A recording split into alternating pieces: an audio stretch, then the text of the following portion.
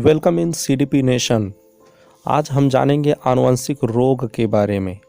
Competitive exams के दृष्टि से सबसे ज़्यादा महत्वपूर्ण टॉपिक आनुवंशिक रोग, जो लगभग सभी एग्ज़ामों में पूछ लिए जाते हैं।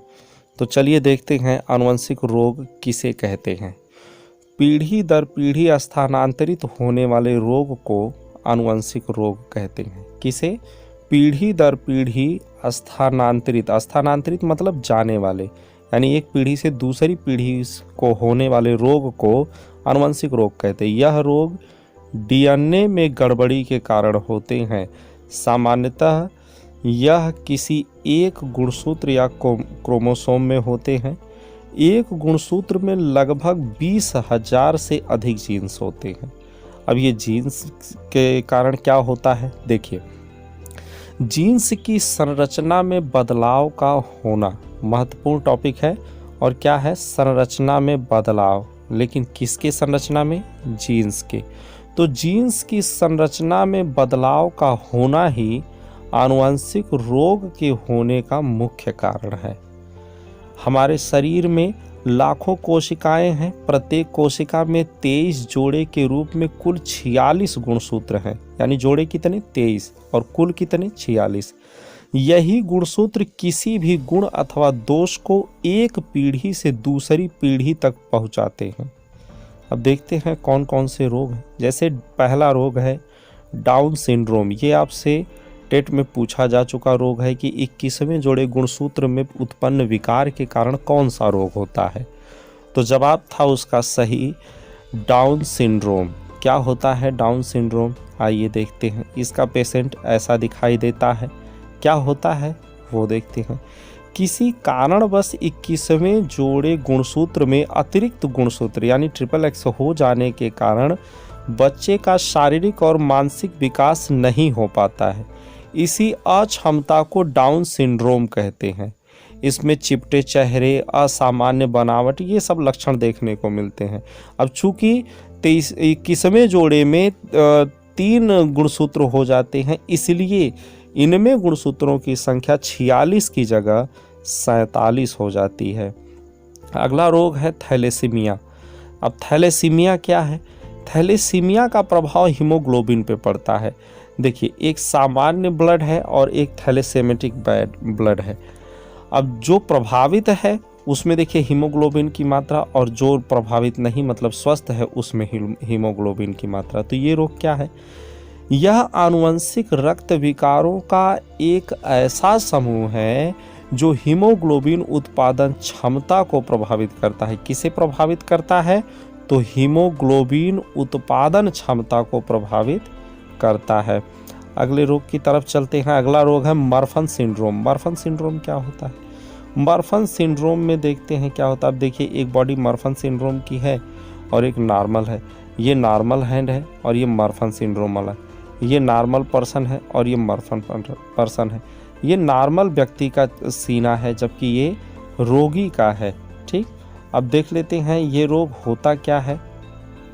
यह रोग 15वें गुणसूत्र में उत्पन्न विकार के कारण होता है। 15वें गुणसूत्र में ध्यान रहे, 15वां गुणसूत्र है, 15वां जोड़ा नहीं, यानी 8वें जोड़े गुणसूत्र में विकार के कारण होता है। इसका प्रभाव आँख, त्वचा, हड्डी, मांसपेशियां, फेफड़ा आदि पर होता है।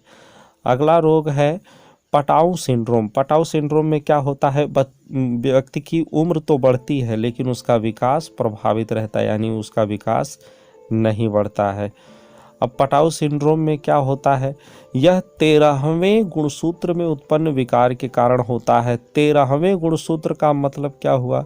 13वें गुणसूत्र का मतलब हुआ 7वें जोड़े गुणसूत्र को प्रभावित करता है।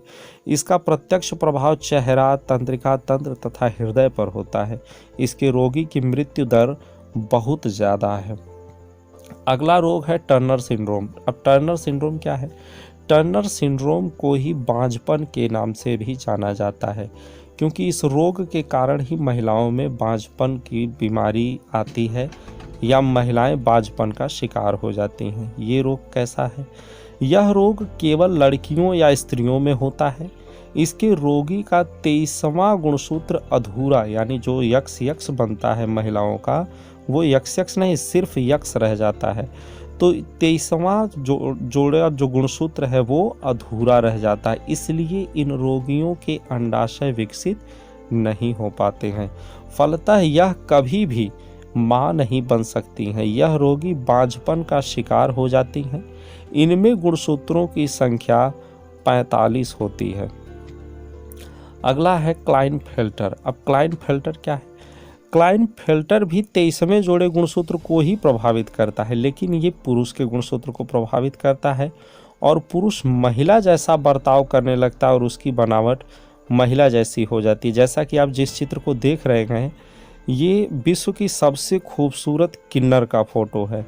ये एक गे हैं जो पाकिस्तान की हैं, इनका नाम तलाश जान है और ये इस रोग की शिकार हैं। यानी इस रोग में होता क्या है?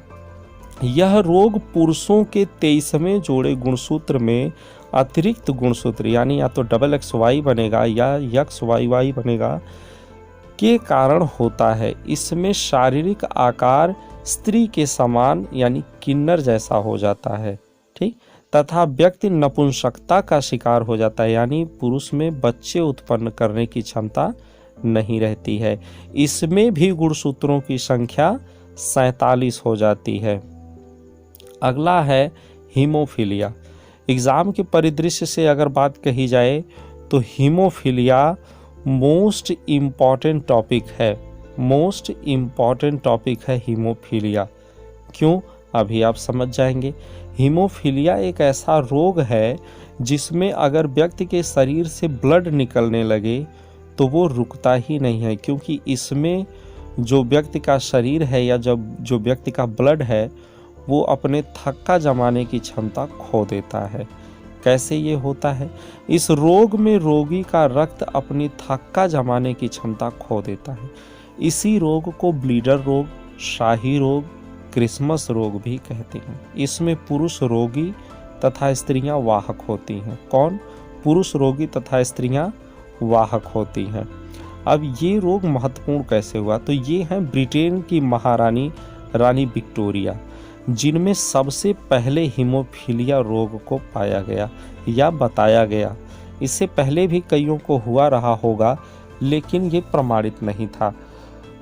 अब हुआ क्या? हीमोफीलिया सबसे पहले ब्रिटेन की महारानी विक्टोरिया में परिलक्षित हुआ, जिसे हेल्डन नामक व्यक्ति ने बताया था। किसने? हेल्डन नामक व्यक्ति ने बताया था। अगले रोग की तरफ बढ़ते हैं। अगला रोग है एडवर्ड सिंड्रोम। अब एडवर्ड सिंड्रोम क्या है? एडवर्ड सिंड्रोम बहुत ही रेयर बीमारी है जो बहुत कम लोगों को होती है और इसके रोगी को देख पाना बड़े ही दुर्भाग्य की बात है। क्यों? देख लेते हैं। यह रोग 18वें जोड़े में विकार के कारण होता है। इसके रोगी की सामान्यतः भ्रूण में ही मृत्यु हो जाती है, क्योंकि इसमें रोगी में लगभग 130 प्रकार के विकार होते हैं। अब सोचिए, जिसमें 130 प्रकार के विकार हों वो कितने दिन तक जीवित रह सकता है। अगला है कलर ब्लाइंडनेस। अगर एग्जाम के नज़रिए से इम्पोर्टेंस देखें तो जितना इम्पोर्टेंट हीमोफीलिया है उससे ज़रा सा भी कम ये नहीं है, क्योंकि कलर ब्लाइंडनेस अलग अलग एग्ज़ामों में अलग अलग तरीके से पूछे जाते हैं। तो ये भी आपका मोस्ट इम्पॉर्टेंट टॉपिक है कलर ब्लाइंडनेस। क्या होता है कलर ब्लाइंडनेस में? कलर ब्लाइंडनेस में व्यक्ति कुछ रंगों के बीच में अंतर नहीं कर पाता है, जैसे लाल हरा हुआ, नीला हुआ। क्यों नहीं कर पाता है? देखिए, ये जैसे एक सेब है जो हरे को किस रंग में दिखा रहा है, तो ये तो है नॉर्मल दृष्टि, लेकिन ये रोगी की दृष्टि है।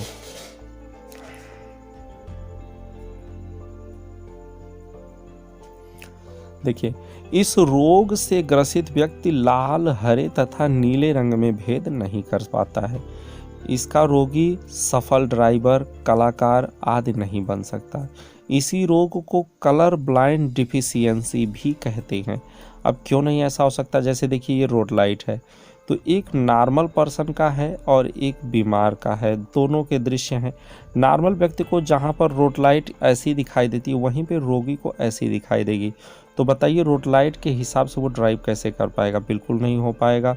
और ठीक उसी प्रकार से अगर चित्रकार की बात कही जाए तो देखिए, ये एक नॉर्मल पर्सन का है, ये नॉर्मल पर्सन का है, बाकी अफेक्टिव लोगों का है कि कैसे कैसे इसका इफ़ेक्ट होता है और कैसे कैसे उनको दिखाई देता है। तो देखिए, अगर दृश्य ही आपको स्पष्ट रंगों में नहीं दिखाई देगा तो आप उसको कलर कैसे करेंगे।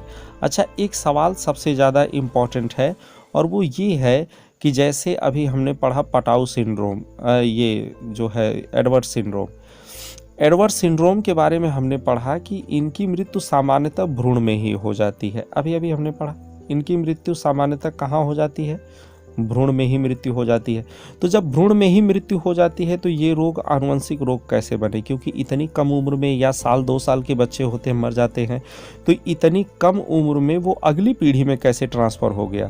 तो इसका जवाब ये है कि जो ऐसे रोग हैं, देखिए याद करने का सबसे आसान और सटीक तरीका, जो ऐसे रोग हैं जिसमें रोगी बहुत ही कम उम्र जीता है या बचपन में या गर्भ में ही मृत्यु को प्राप्त हो जाता है, ऐसे रोगों में सामान्यतः पुरुष रोगी होता है और महिला वाहक होती है। ध्यान में रहे, सामान्यतः पुरुष रोगी होता है और महिला वाहक होती है। ये हर केस में नहीं होता है लेकिन अधिकतर में ऐसा ही होता है। अब हमने कलर ब्लाइंडनेस के बारे में पढ़ा। कलर ब्लाइंडनेस कौन, लाल हरे और नीले रंग में अंतर न कर पाना। आप लोगों को वीडियो कैसी लगी कमेंट में ज़रूर बताइएगा। वीडियो देखने के लिए धन्यवाद। इसको लाइक कीजिए, शेयर कीजिए, सब्सक्राइब कीजिए, ज़्यादा से ज़्यादा लोगों से ये शेयर करिए ताकि जिनको भी ज़रूरत है हमारी, उनको हमारी क्लासेस मिल सके। धन्यवाद।